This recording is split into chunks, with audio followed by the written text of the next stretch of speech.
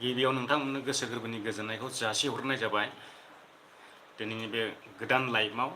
नोंथांमोनखौ बरायबावनाय जाबाय। आङो दसे सम लाइभ फैनो सानदों दिनैहाय। दाना इउटुबाबो ओरैबायदि आपडेट जाबायना,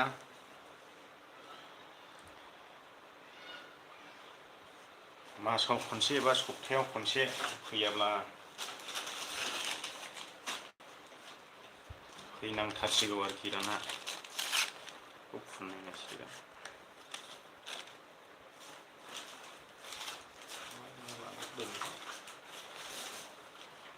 फन्द्रस'सो खरस जाबायलै दिनै।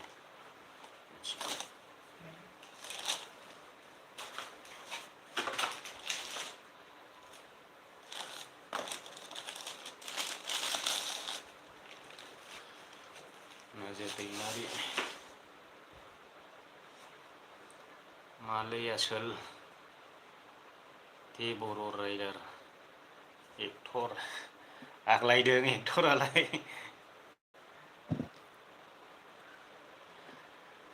बर' राइडार जोंनि बर' इउटुबार निउस आपडेट खालामग्राफ्रा नोंनिखौ खालामो ना खालामा? आं खिन्थु नोगोद दुखु मोनोलै एफाराब भिडिअ नायो जोङो बिसोरनिखौ। ओइ सिखावना सिथाव जाखो सिथाव। देरहासार इस्लारि welcome to my YouTube channel. खालामा बेखौनो जावसिनो लुबैयो आं। माने बैसोरो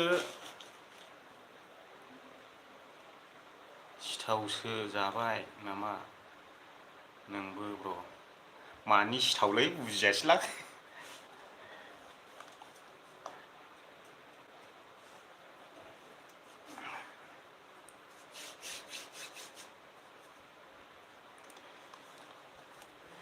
निउस आपडेट होग्राफोरखौ नोगोद जावसिनो लुबैयो आं।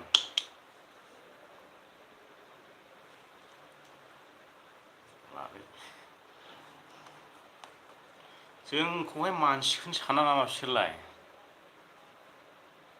हाइ लेभेल हाइ प्रफाइलनि सेलेब्रिटिफोरखौल' आपडेट होबाय थायो माथो। नामावल' गासैबो बर' इउटुबार। मेहेर औवारि मारै जाखो सिथाव आइया मा गासैबो साथामबो एखेयाव दं नामासोलाय मानोना साथामबो सिथाव सिथाव नुजोब्बाय आंखौलाय। थाबथालायलांबायसो। मा सिथावनि खोथा बुंखोलै बुजियाखिसै आं।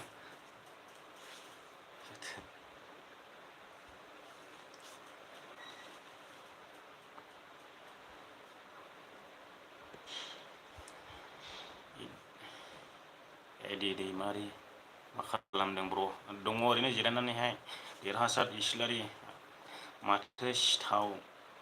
जासोयोनो ब्र' नोंलाय? माने सिथावखौ बारा दाजालै ब्र'। सिथाव जासोयो माने आं बुजियासैलै माखौ बुंखो?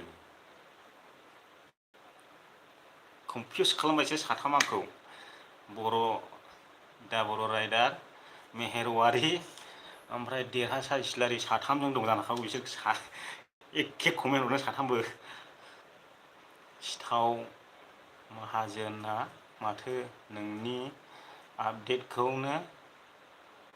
होआसैरा।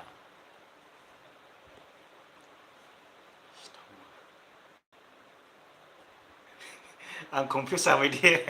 माखासे।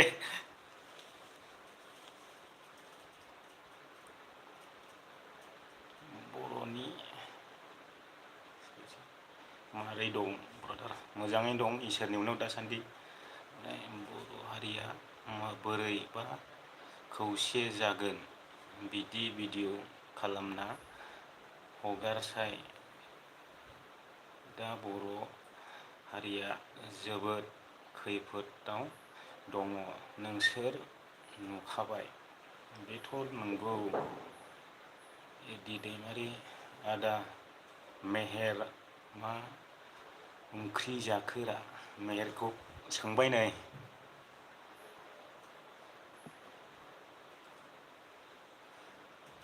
खोरोमदाव बसुमतारी हे आदा हेलौ मेहेर औवारी आंना ओंख्रिया सिथावसोलै आंखौ कनफिउस खालामबाय दे इसोर साथामा सेबास्टियान बसुमतारी सिथाव माने जाग्रा माने बै थाला खुमारि ब्र' गाज्रियावसो लांबाय नै सासे कमेन्टआ सेबास्टियाना बर' रायदार गान खनलाय सिथाव ब्र' मा सिथाव मेहेर ब्र' माखासे पाब्लिकआबो कनफिउस जाबाय दे आंबो कनफिउस जाखाबाय मा पइन्टखौ लानानै सिथाव बुंखो आंबो हमनोनो हायाखिसै बुजिनो हायाखिसै ओरैबायदि कनफिउस खालामबाय आंखौ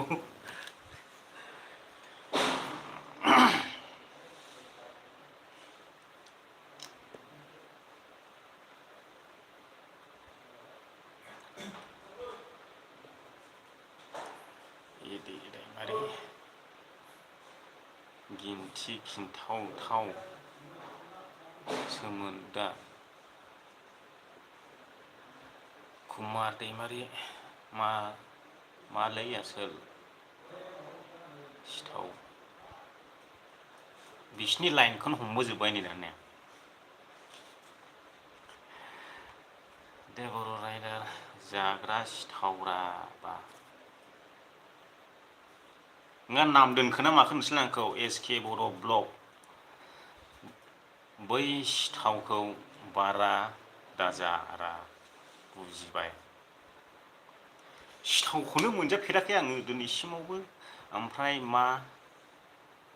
टपिक लाना फैखो सिथाव टपिकआ बेनो आङो जावसिनोसो लुबैलाबायदों मानसिफोरनि इउटुबार निउस आपडेट होनायखौ नुनानै जोङोलै आं जोंनिखौ होआ साला नामावल' खालि गासैबो गोदान गोदान बर' इउटुबार होनना बुंलायलायो जोंदों आं ओंखायनो जावसिनो गोसो जादों होमब्लाबो जावा आङो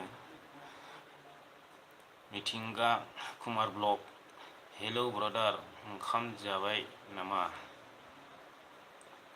आं दासो रुटिजों दाउ बिखाजों जाना फैदों ओमफ्राय गासिनो सिथाव जाग्रा नुजोब्बाय आंखौहाय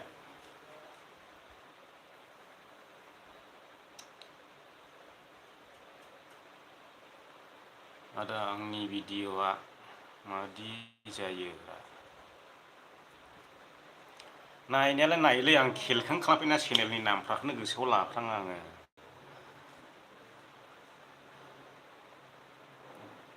गुरमारा अफिसियेल मा गुरमारा अफिस जाखोलाय एसेयावनो लेथ्रासो थांगासिनोमोन MT ब्लग हेलौ ब्र MT ब्लगआ सोंथो जयथुन दैमारि सिथाव आयु बर' रायदार ओइ सिथाव माहाजोन जावनो नाङालै बा मा जोंनिखौ होआना जोंखौ मानसिखौनो सानाना बिसोरो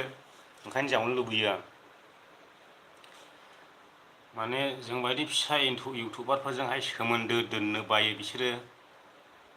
सोमोन्दो लाखिनो बायो हाइ प्रफाइलनि इउटुबार लेभेल गेदेरनि इउटुबार जों माने बिसिनि लेभेलाव गैया आरो बेनिखायनो जोंनि नामानो गैया गासैबो होननाय लोगो लोगो गासैबो जोंबो हाबोना फिसा इउटुबारब्लाबो जोंनिखौ मान होआ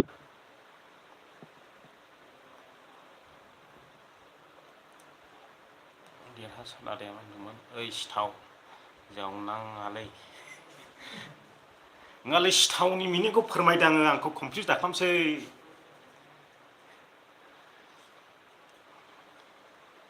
दिबां बसुमतारी थिबगां बसुमतारी नामा डाबल आंनि मुङा खनसेल' थिबगां होननायानो जानोसै इउटुबारफोरनि खामानिया इन्जयल' खालामनाय मा इन्जयल' खैफोदनावबो जों गाबफायोब्रा इउटुबारफोरनि खामानिया इन्जयल'नो कमेन्ट हरदों जों खैफोदनावबो गाबफायो, हानायखिनिखौ मददबो खालामनो नाजायो आरो इन्जयबो खालामो आरो माखासे मिनिहोयोबो। गुरमारा अफिसियेल नोंनि भिडिअखौ नायबाय थायो आं। गोजोननाय थाबाय नायनायनि थाखाय। बिराद खमथारलै आंनि नायग्रायानो गैथारा थेवबो। आं नोंसोरखौ कलसो खालामासै दै, कनफिउस खालामबाय नोंसोर आंखौ। आंनाव गंसेल' मबाइल दंखायोसो नङाला लाइभआवनो रायज्लायगौमोन आं। आरबि गेमार हेल' आदा, खबर सबर मारै? मोजाङैनो दं दासान्दि गोजौनि अननायाव। जयथुन दैमारि जावदोब्रा आदा। दिनै नंथ'आ आं जास्ट बुंदोंल'। दुखु मोनोलै हार भिडिअ गासैबो भिडिअफोरखौ नायो जोङो खुलिजेननायनिफ्रायनो। इउटुबारखौ फोरखांखाबाय। रायदार अरजायालै, अरजायो मा होनखो? अरजाया मा अरजायै? बा जोंना लकेलसो।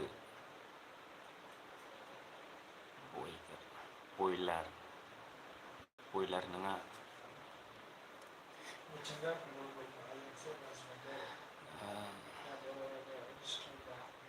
दानिराम नार्जारि हेल' ब्र' बहा दङ दा? आङो दा कर्नाटक स्टेटनि बेंगलर सिटि ओमफ्राय बानासवाडि होननायाव दङ आङो, बरमा सिगनालनि साखाथियाव 100 फि रड। आं बेरायाखैलै, मबाइल साबख'लाबायग्रा दं ओंखायनो आङो बेरायाखै, खेबाखै, दिन्थियाखै बारा। माने मबाइलखौनो बयनानै ओरै खेबनो हाया, ब्लगबो खालामनो हाया। ओंखायनो आं केमेरानि आर्जेन्ट जादों। केमेराखौनो बायनो हाया नाजालाबो आयो। सोरगोनि लामा गसपेल माबोरै दं आदा? मोजाङैनो दं इसोरनि अननायाव दासान्दि जेबो खैफोद गैथ'वा। मा होनला सिथर फिसा फिसा जादों मानग्रा, जा मानो ओरैबायदि।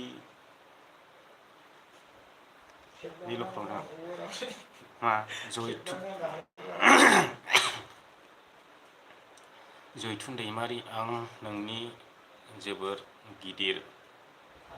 फेननि आदा। मिथिंगा खुंगुर ब्लग, बिथाङा बेंगलनिलै। हराव खयथायाव उन्दुयो आदा? आं 3था गाहामसिम थायो बोरैबाला। देरहासार इस्लारि ओइ सिथाव ब्र' माब्ला फैगोन? नामखौसो दोनखो ना मा माबाजों दोनखो आं खिन्थु आन्दायबायदे नोगोदनो। कनफिउस खालामखाबाय आंखौहाय। बिसोर 3 मानसिया, ओमफ्राय माखासे कमेन्टआव फैनाय मानसिफ्राबो लाइन हमफैजोबबाय। फाग्लासो जागोन।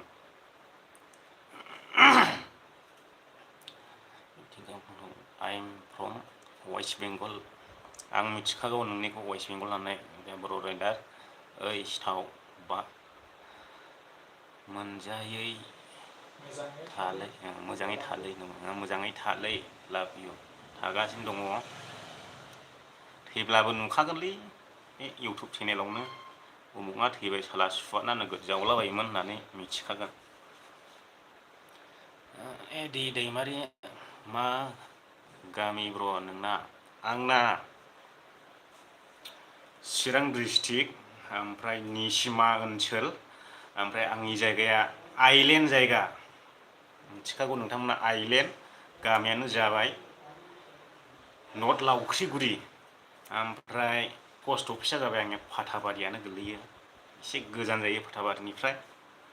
बेब्लाबो 6-7 किल'मिटारसो गोजान जागोन। टेबगां आंनि नामा खनसेल' टेबगां। रुटि प्लास सिथाव सेम हिन्जावफोरनि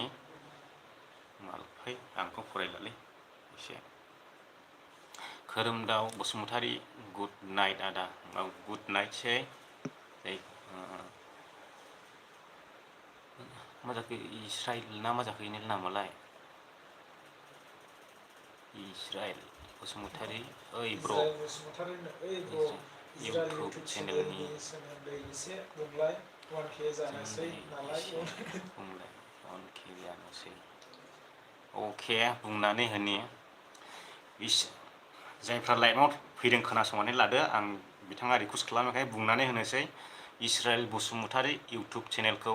नोंथांमोना थांनानैहाय सापर्ट खालामहैब्लानो जाबाय आरो बिथाङा माबायदि भिडिअ बानायो बिजिर खालामहैब्लानो जाबाय आरो मोजां मोनोब्ला चेनेलखौ साबस्क्राइब खालामनानै फै बेनो आंनिफ्राय खावलायनाय आंनि गासैबो अनजाग्रा लोगोफोरनिफ्राय दा बिथाङा 1K जाथारसिगोननो दा बिथाङा आसा खालामदों 1K खालामनो नोंथांमोना थांनानै गोख्रै सापर्ट देखायहै बिथांनि चेनेलाव मिथिंगा कुमार ब्लग दा आं दस्रा चेनेल खुलिनायसै मानि गोदान चेनेलफ्रा थाखानालाय दा बर' राइडार ओइ रुथि नङालै मा बिसोर आंखौ माबाफोर खोनादों नामा माबा इलिगेल खोथाफोरसो खोनादों नामा आं दि बिदि नंथारा आं सानफाथोलो फनखौनो रायलाया आङो हिनजावफोरजों लाखा दाखाखौनो खालामा हिनजावफोरखौ लानासो बुंखोना माखोब्रा आंखौलाय सेबास्टियान बसुमतारी हाय ब्रदार मा खबर गुवाहाटियाव जानाय जाथायखौ मानो लाबोआखै लाबोदोंथ' नोंथांमोना नुवाखै खोमा दाख्लैनो लाबोदों खननैसो जाबायदां एदि दैमारि आंबो ब्लग भिडिअ खालामोलै ब्रमोन हायोबा सापर्ट खालाम मेहेर ब्र रिंखि फिसायखौनो नाइमार बसुमतारी जागोन सिथाव थेंक इउ ब्र आं मोनथ'वाखै प्रदिप बसुमतारी माला जाहोयो हाबाखौ फंबाय आंना हाबा गैला नाय मा होनखो नाइमार बसुमतारी मेहेर ब्र रिंखि फिसाय थुइट लागावबाय माथो आंनि भिडिअ'आवबो बिखौ लामासिगोन नामा फाग्लायालाय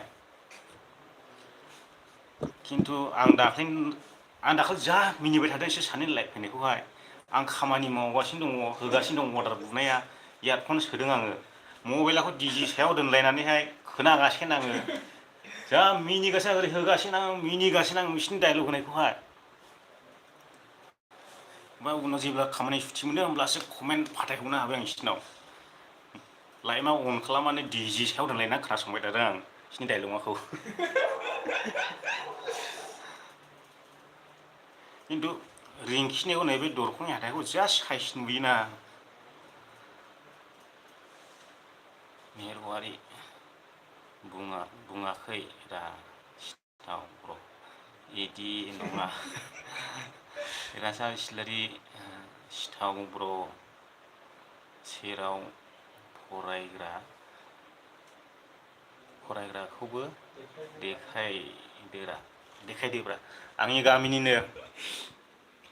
बेबो नायगासिनो लाइभआवनो नायगासिनो आंबो नै नि लाइभआवनो बिसिनायानो अमानि नुवाखै माबायदि ओमफ्राय नै दासो 1500नि बेफोरबायदि लाना फैदों नै एसे सिख्लाफोर खारफाग्रा होनना बुङोना मा बुङो नै बे क्रिमखौहाय आंनोहाय बे मोखाङाव सिथर जानायखाय दाखालि सासे सिख्लाया वाट्सआपआवहाय स्क्रिन खेबना हरदों बेखौनो दा आं लाना फैदों आरो नायनानै ट्राय ओमफ्राय मोनसे फेस वास लाबोदों बे मोनसे बेखौ सुनानैहाय बेखौ फुननांगौ जाहैदों दाखालि सासे सिख्लाया आं फोरोंहरदों हामोब्लासो थेंकिउ बावगोनलै बेनो हामाबा बावा फोरोंहरग्रानो सिथर ब्रेव ब्रेव नै मोखाङाव सिथर ब्रेव ब्रेव नुनायखाय आङो खोन्थाहरदों आरो वाट्सआपआवहाय नों इदि क्रिम फुन इदि फेस वास खालामग्रो ओमफ्राय फुन होननानैहाय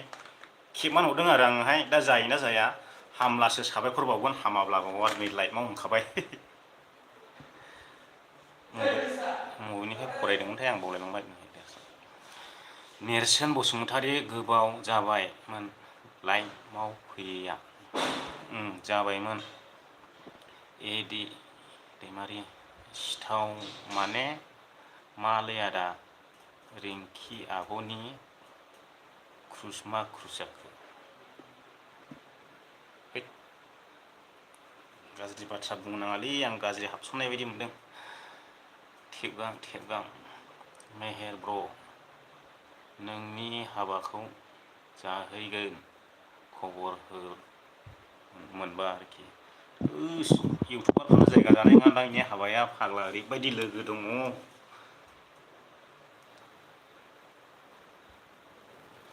आयु मेहेर औवारि आयु खाथियाव थाग्राया मा होनखो रुथि जाग्रासो दा बर' राइडार नै माथो रुथि मा होनखो जासिग्रासो आरोखि दंखायो रुथिसो माथो र'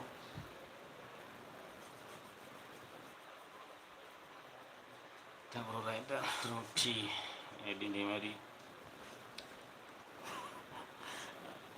मा इदिलाय मा एफा गोबाव जाबाय आङो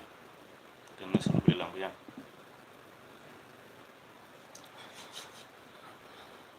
नाफाम गेसाव मोनामफैदों माथो सासेया आरोखि सोलोंगासिनो दं बिथाङाबो इउटुबार जानोहाय आंजों साजेसन लागासिनो जासिगोन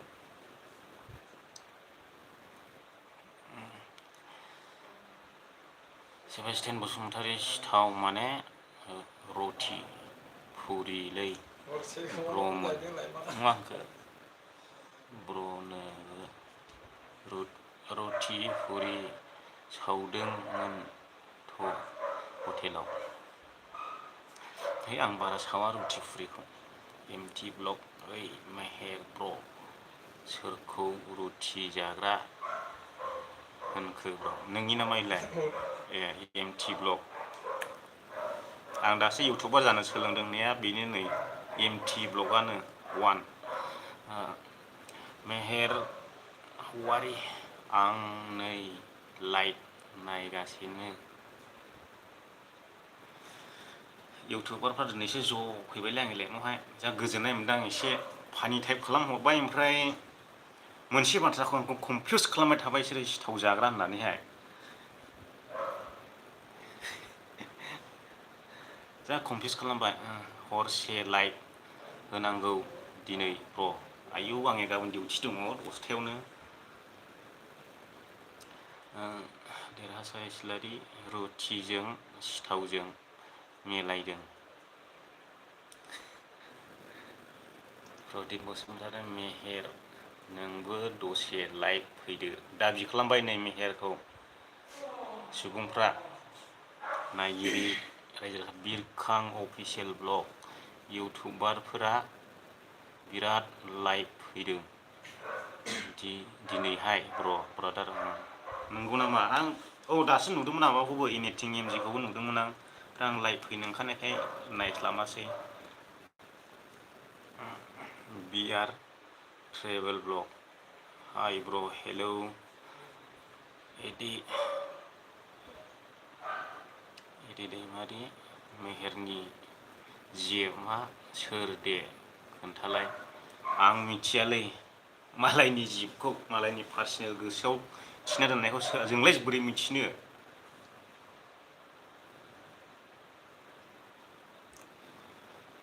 दा बर' राइडार जेबो नङा डिउटिया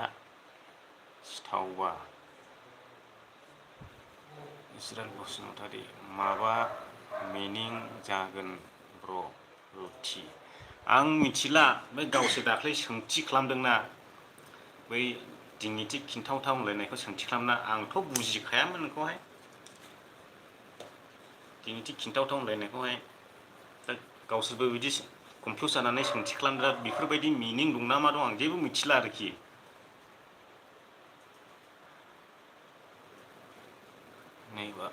नेइमार बसुमतारी रेंकि बियो माबासो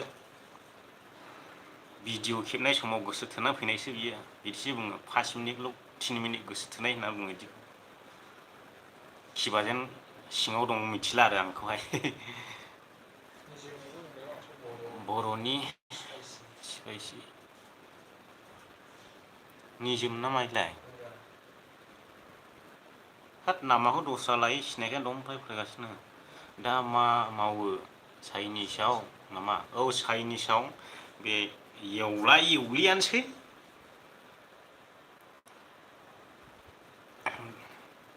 रुफा बसुमतारी बिटिअआइ दालाय बहा दं नों ब्र आङो दायो दं बानासबादियाव दं बिरखां अफिसियेल ब्लग सिथावा बे मा होनखो मालपवाखौनो होननायाथ' होनोब्रा ओमफ्राय माबा मिनिं दंलै दा नोंसिनि बेबा मा लाइनजों बुंदों जोंलाय बोरैथो मिथिबावनो एसे इसोरजों नांथाबग्रा मानसिफोरलासो एसे मोसिबगासिनो मिथिगौमोन फैगौ नभेम्बराव आंबो थांगासिनो दं नै फोथार जाहैनो आरो वाट्सएपाव मिनिहरबावबाय नै नायजोबनि फावसाला दा बर' राइडारा वाट्सएपाव मिनिहरबावबायरा कनफिउस जानानै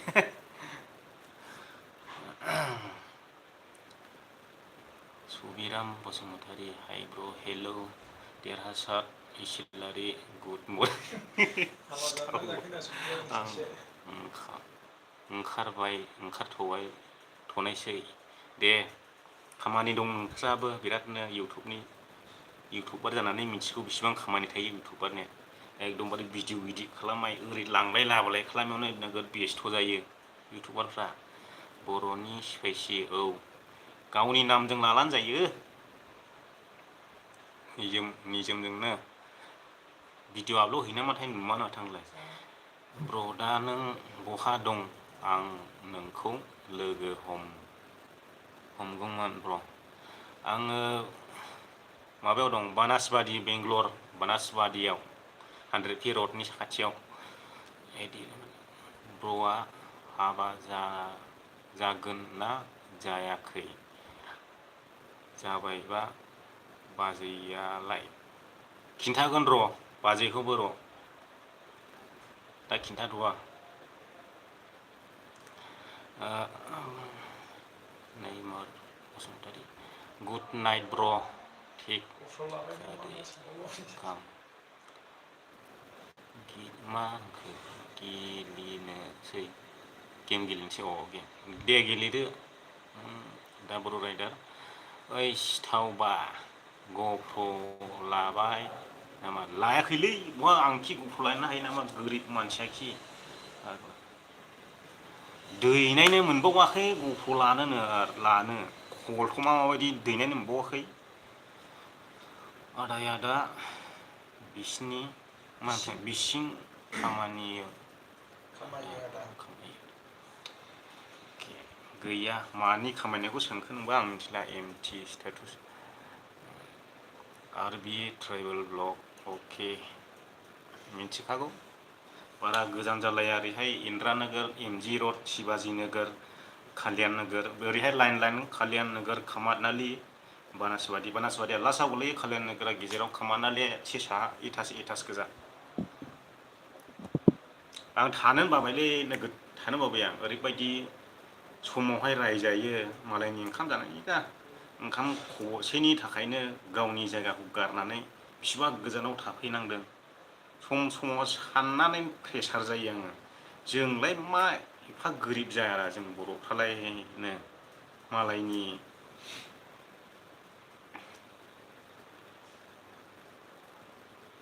मालायनि बान्दा जानानै थानांगौ जोङो फैसा दंब्ला आं मोनसे खामानि मावसिगौलै एकदमबारे फारसेनिफ्राय जिर' बेलेन्स जाजोबना दङ आं धेमाजिनिफ्राय नायगासिनो र' गोजोननाय थाबाय दैमारि धेमाजिनिफ्रायनो सेबास्टियान बसुमतारी मा सैमासो अरलाय होसिगोन नामा नभेम्बराव हा मिथिया साबास्टियाना सोर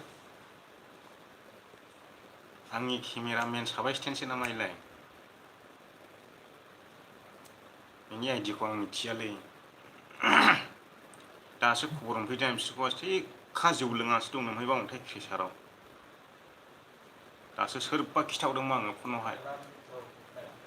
सोमखोर दैमारि बोरै ब्र खबरफ्रा दासान्दि मोजाङैनो दंसामो इसोरनि अननायाव सेबास्टियान बसुमतारी लाभ इउ ब्र good night same to you होनदों नामा इंलिसाव आं इंलिस रोङा खिन्थु सुबिराम बसुमतारी हाय ब्र हेलौ ब्र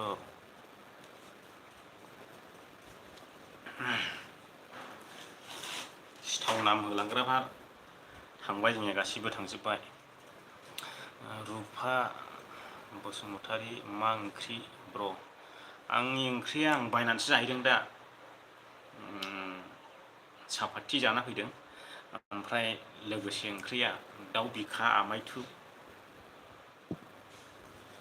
आयु आथिङा जाला आं दोननोसैबो लाइखौ नै आधा घन्टा जाबाय सयथिबो दोननांसिगोन दसे सम सोरबा सोरबालाय नायो ओंखारलाङो आं जेबो टपिक गैखायामोन ओमफ्राय भिडिअबो बानायनाय जायाखै एबारावहाय बानायफैदों केमेराफ्राबो मोजां जाला मोजांखौ नुनो नागिरला ओंखायनो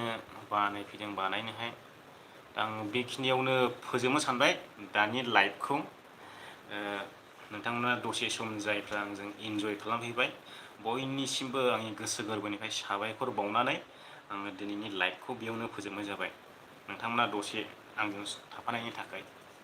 साबायखर गोजोनथोंसै दोनथ'नाय जाबाय दे बयनिसिमबो बाय बाय सोरबा लास्ट कमेन्ट हरबावदों दा बर' राइडार दंब्रा जोंबो नायगासिनो आं दोननोसै दे दसे आरबि ट्राइबेल ब्लग होनदों गोदान मबाइल लादो मबाइलनिफ्राय सिगां आंनोहाय गप्र' केमेरासो नांगौ मेहेर मेहेर अफिसियेल दंब्रा गोदान चेनेल मेहेर वारिना इयो गोदान चेनेल गावनि दस्रा चेनेलजों होफैबाय थाथ' गुड नाइट ब्र दा थाथ'नोसो थिनबावबाय नै बिथांमोना आंथ' दोननोसैसोमोन सेबास्टियान बसुमतारी धेमाजिनिफ्रायसो आरो एबार न'आव थांला बेरायहैदोंमोन आं एसकेआ मा थांलाय फैलायलै दहय नुजाफैदोंमोनलाय साला सुवादना आरो दासो हलायबाय नै गोबावनो रं नाम्बार रायलायो ना माइलाय सुवादनालाय ओइ ना हमनो फैदो लांखाराव ना हमनायाव एक्सपार्ट हास्लाबनाय नङा ना जोंहाय दसेनो खबाइफा लायो आङो फाग्ला ना हमला नों खबाइ लाग्राल' जा आं ना हमला फासि जेल' गांसे नांगौ आङो ना हमनायाव मोनायावसो हमखायो एबार नुगोन नोंथांमोना आं लाइट गंसे लानानै थांगोन ब्लगसो बानायगोन जाहैबाय दा सियालखौ खिथियान होसो भिडिअ खेबगोन मोनायाव सियाल थिखा ओंखारो जोंनि दैलामाव आङो बे सियालखौ नोगोद रागा जोंनानै दं आं अखालाय मा खालामदों बे सियालखौहाय आङो ओरैबायदि काहिनि जादों आरो आंनि लाइफआवहाय आं खिन्थानायसो गोसोखांबाय आङो ना हमनो लांखाराव होननायखाय माने बै समावहाय जोंनिथ' ओरैहाय लांखार सेर नालाय गांसोनि थाखाय आंखाल गैया गांसोनि थाखाय बेनिखायनो बोरमा हानजा लानानैहाय बेवहाय खुथि बायदि दोननोसै आं होननानैहाय आं फार्स्ट बोरमा मानै ना माथाम बायदोंमोन दै ओमफ्राय दैज्लां सम बोरमा गाब गोजा आरो फिसा जाहां गोजा माथाम ना बेसेबांबा बायदों आं ओमफ्राय दानिया मा खालामखो बायनानै लाबोखांनायनि अखानायैनो आरबि ट्राइबेल ब्लग 100 थाखा सोना हरबायलै गोजोननाय थाबाय थेंकिउ दिनैसिमाव रावबो आं बेबायदि हरफेराखै मोनफेराखैबो दिनैसो फार्स्ट टाइम हरबाय नोंथांनिफ्राय गोजोननाय थाबाय रोजा रोजा साबायखर बावनाय थाबाय ओइ सिथो एरखांफैदों रा बेलफोरखौलाय थारफ्राखै सजोबना दोनहैदोंलां दां दिसथाब जा खायदाव फैयो गोरलैफ्राबो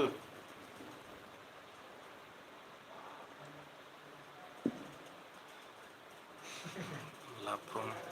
नलबारि गुड नाइट आदा दे थांदो आं मा काहिनि खिथादोंमोनलाय ओरैबायदि जाबाय बोरमाया लाबोनानैहाय साननै ना बेसेबांबा जाबाय आरो साननै जाबाय बे समाव आङो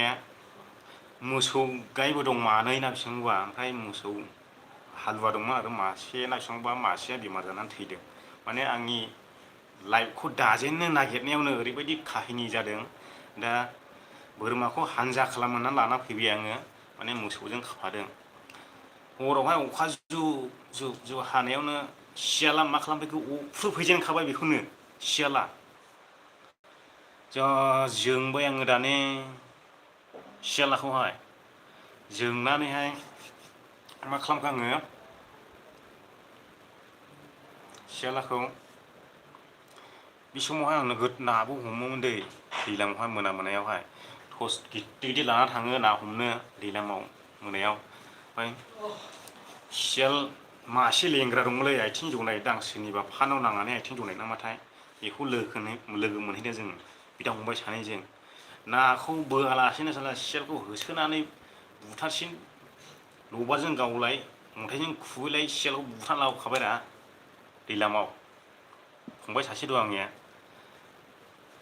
टर्स सेथेना होनायाव सियाला मोदानानै खांग्रांबाय दा गावगासिनो आंनि फंबाया लबारजों माथायाव खनसेनो दें सियाला बुद्रुनानै लाबोखाबाय आरोखि न'आव फैनानैसो सियाला थांखांफैबावबाय ओमफ्राय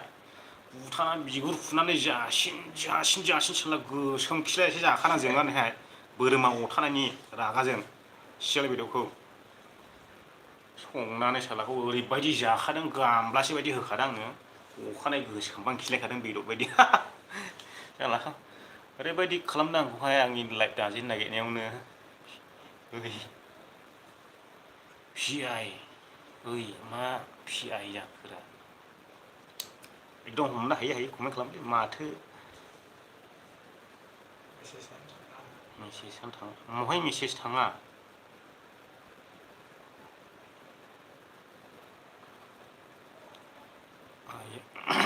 माथो मेसेजआनो थाङा बबेहा मेसेज थाङा आंखोथाय वाट्सएपआव नामाय थाङा बेयाव सोरबा ओंखारनायनि लाइन लिंखौनो हरदोंमोन जुलि बर' गुड नाइट आदा गुड नाइट आदा लाभ फ्रम नलबारि गुड नाइट आदा लाभ फ्रम नलबारि गुड नाइट आदा गासिनो एखे माथो मेसेजआनो थाङा एम एन ब्लग हाय आदा हेलौ ओइ आदा बुं आं दोननोसो सानबायमोनलै लाइफखौहाय माने एफाखौ थानो बायो आं खिबु साजोबखोलायबाय उन्दुनोसो गोसो जाखालायबाय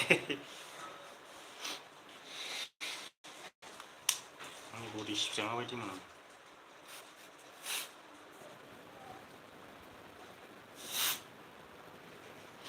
बारा मोजां मोनाखैखाय माखौबा लाब्रबबायलै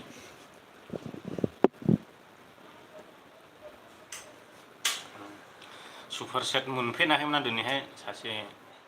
एम आर ब्लगमोन नामा हरनायानो आरो बे ट्राइबेल ब्लग बिथाङा सुपार सेट 100 थाखा हरदों दा सुपार सेटनि फैसाया महाय थायो बेखौबो मिथिया आं मोनफेरखायाखै दिनैसिमावहाय मेहेरमोना मिथिनो हागौ महाय थाहैयो बिसोर मोनबाय थायोना आदा आलफ्रेनाबो दहाय फुङाव लाइभ फैदोंमोन जा हरनो नाजाबाय आङो सुपार सेट थाङा आरो खालि माबा टाइमल' देखायबाय थायो जिमेल आइडियानो गोलक जाखो ना मायानो गोलक जाखो ना इउ पि आइडियानो गोलक जाखो दाखालिसो हरदोंमोन आं बे गिर्जायाव दानहरदोंमोन सुपार सेट माबायाव पान्जाबाव बाजेन्दर जोंनिया बिनिहा थांदोंमोनलाय बिनिहा मानो थाङाखिसैथाय लाभ फ्रम गसाइगाव गसाइगाव बिराद लोगो दंथारलै आंनि भिडिअ नायग्रा सम सम फनबो खालामलाबायो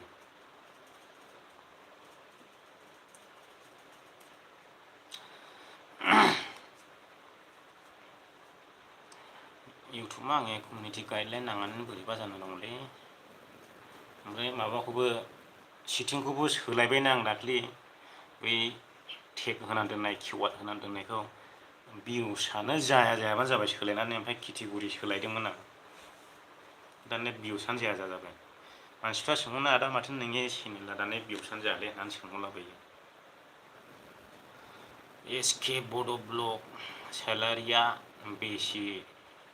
मोनो दालाय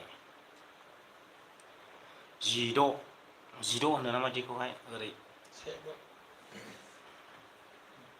16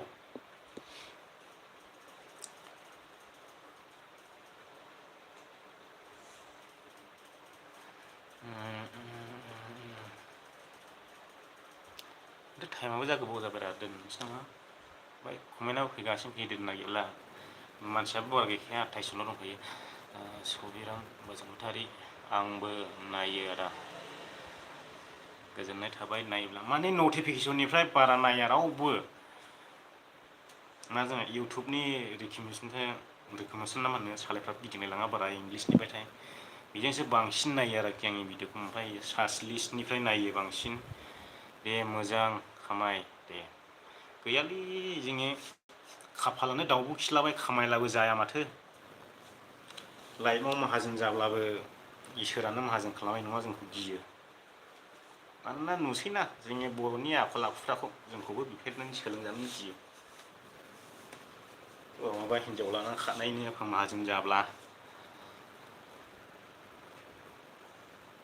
माबा हिन्जाव बायनायनो हटेलाव थाहैनायनो बिदिबानो जायोना जोंनि बर'नि माहाजोन जाबा ओंखायनो इसोरा जोंखौ गियो माहाजोन खालामो जोंखौ गोरिबैनो दोनगोन बांद्राय रसाबो नांहोनाय नङा फोथैनायबो नङा जोंखौ इसोरा एकदमबारे मेडेमाव दोनबाय थागोन जोंखौ थोब्ले माब्लेयाव जोंबो गैखाया ना जेबो नोंसोर बायदिजोंखि रुजुनो हायो आंखि नोंसिनि जाबाय हान्थु ओरै जेलानो ओंखारनो हाखाया साफा साफा दामफार मालिक होनजायो दा नोंसोरजोंलाय बहा हानोलै एसके बर' ब्लग इउटुबनि माबाखौ गारलायबावबाय ब्र'हाय दामफारनि खामाय ओंखारनायखाय दैलांबारियाव अन्थाइ खनना लायब्लानो मोनो फाग्ला नोंसिनिया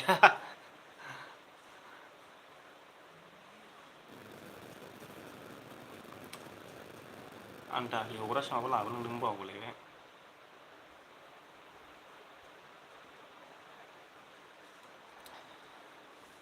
दोनथ'नोसै नामालै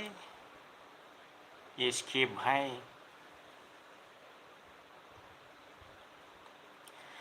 नेनान दंमोन दिङा लानान जिउनि गाथोना गोख्रै आमफ्राय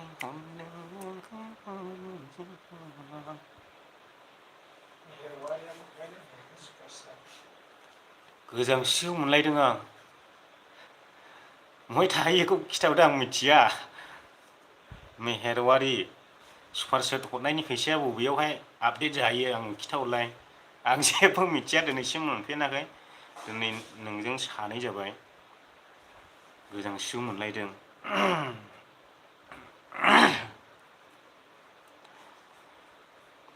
बिजय बर' मा खबर आदा मोजां इसोरनि अननायाव जयला जि मालै नोंथां बिदिनोसै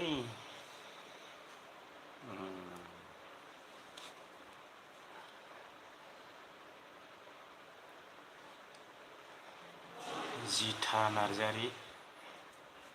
जाखांबाय मा होनदों जाखांबाय नामा ब्र' जाखांबाय जाखांनायालाय नोंसो मा बुङो मिथिला आं बरिया नुदों आदा है आंखौलाय बहा बरिया नुनोलै फाग्ला नुवाखै नों बे आदै बड'लेण्ड टाइगारजों नांलायनायावहाय एम्बु सिथ्र' बायदि होनलायनायखौ नांलायनोबो बासैलै आं एकदम गोसोआ बोरैबा मोनो नांलायबाथाय बे मिस्टार बेंग्रा सेंग्रा एम्बु सिथ्र' बायदि मोखांखौ लानानै होनलायनायखौ नुवाखै नोङो आदै बड'लेण्ड टाइगारा आंखौहाय जिमियन इस्लारि हाय हेलौ उपेन मुसाहारि हाय नोंथां पेमेन्टसो हाबफैयो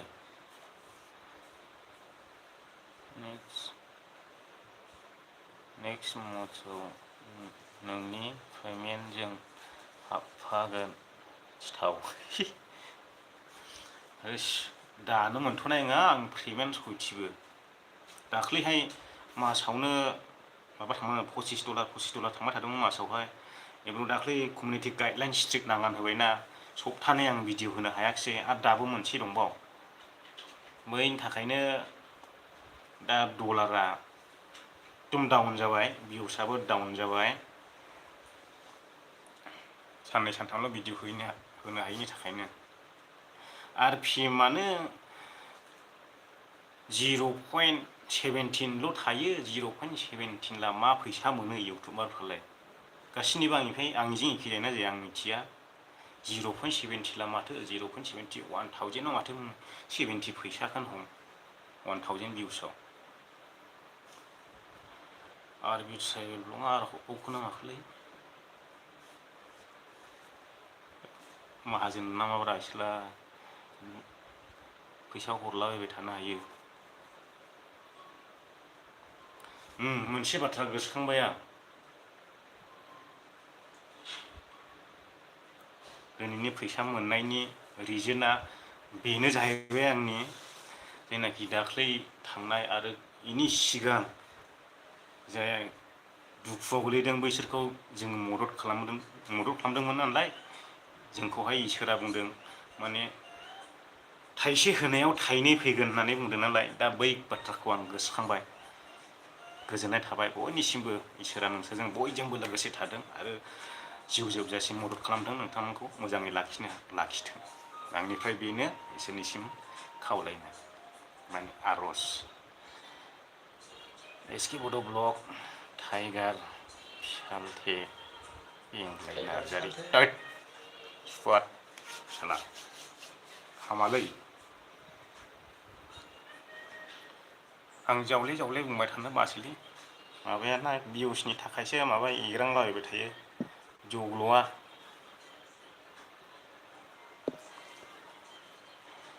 आं केमेरा बायनो हाला ओरैबायदि माबा बानायलै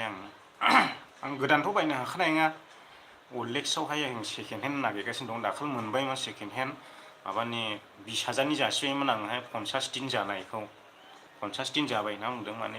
20,000नि जासिबाय थावदोंमोन आङो अलेक्सआवहाय ओमफ्राय आं फैसा गैया नालाय केन्सेल खालामहरफिनबाय गुबुन लाबाय होननानै थगायहरफ्लांदोंलै आं सयथिबो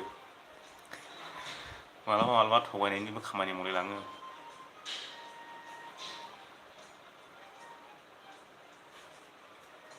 फैसा गैयाथ' होननो हायासै माने आं गुबुन दस्रा लाबाय होननानै बुंहरबाय आरो माला डिस्टार्ब खालामबाय थायोना सोरबा बेस्रा माबा होनदोंमोन 26,000 लास्ट फाइनाल होनदोंमोन उनावहाय गावनो मेसेज हरफिनहरनानै प्लिज भैया प्लिज आंनि रुम भारा आर्जेन्टलि होनांगौ जादों प्लिज 20,000आवनो लांफैदो आं फैसानि गोनांथि जादों होनबाय थादोंमोन गैया आंबो हायाखिसै लायनो माथो खालामबावनो केमेरायाबा मोजां ना गाज्रिमोन गाज्रिबो मोनजानो गिलायलाङो सेकेन्ड हेन्डफ्रावहाय सेकेन्ड हेन्ड लाबो अलेक्सआवबो दखाननिफ्राय डाइरेक्ट फानो दै अलेक्सआवहाय नायनानैसो लानांगौ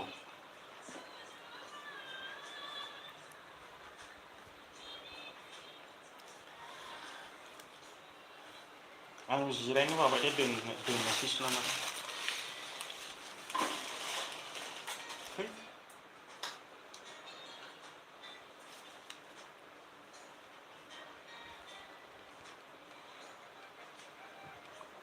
सुपारसेटना 400 जाफैबाय माथो मालाबा सोर होखो मेहेराबो खननै हरदों ने मेहेर 200 ओमफ्राय आरो बे ट्राइबेल ब्लग 200 400 गावनो नोंथांमोननिसिम गोजोननाय थाबाय बयनिसिमबो बेफोरबायदि हेल्प होलायग्रा अनसुला गोसोनि मानसि बिराद थायोब्ला गाबोननो ओरै जौगागोन जोंनि बर'आ माखासे थोंखौनो बुंखायो आं आरो बि बसुमतारी 100 आरो बि बसुमतारी हा माखौबा मिनिखोखो आरो बि बसुमतारी मा ओंख्रि बेंग्लाय नार्जारि दाउ बिखाजों आमाय थुजोंमोन आंनि ओंख्रिया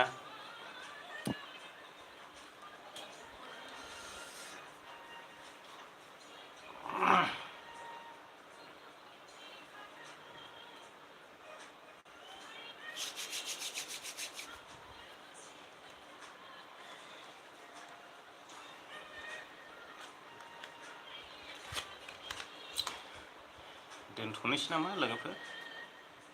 एकदम बरिं मोनबाय आं हारसिंनो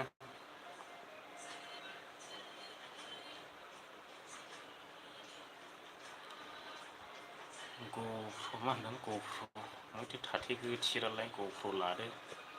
सानदोंमोनलै लानो हायो ना हाया मबाइलाबो जाखाले आं 12-13 हाजारनि 2 बोसोर जाबाय बे गंसेयानो बेजों सोलिथाबगासिनो दङ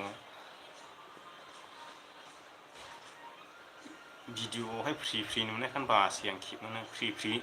नोगोद नुयो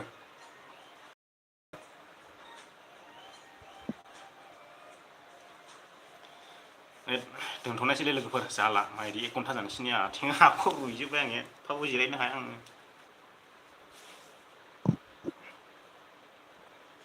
दा माबा मेहेर औवारि फंबायाबो जोंनि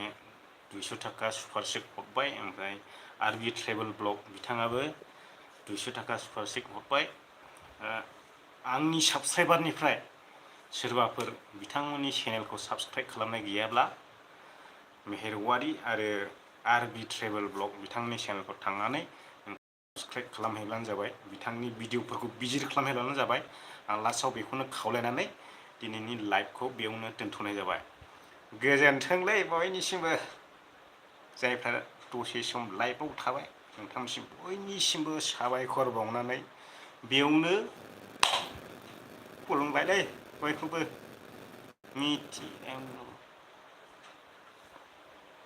बाय बायसै दे एकदमबारे गोबाव जाथार